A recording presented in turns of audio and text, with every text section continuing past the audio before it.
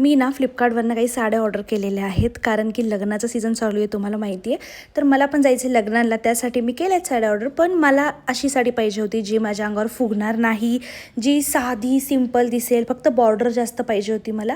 तर मी ना फ्लिपकार्टवर किंवा इंस्टाग्रामवर नेहमी तुम्हाला एक फोटो दाखवते, त्यांचे नेहमी ॲड येत असतात. तर मग मी म्हणलं ट्राय करावं, ही साडी ऑर्डर करून पाहावी. तर ही साडी म्हणजे मला सॉफ्ट आहे, याचं जे कापड जे मी पाहिलं आहे फोटोमध्ये तुम्ही पाहू शकता. तुम्ही पण हा फोटो वगैरे कुठे ना कुठे पाहिलाच असेल. पण कलर हा थोडासा ग्रीन कलरमध्ये आहे, शाईन करते.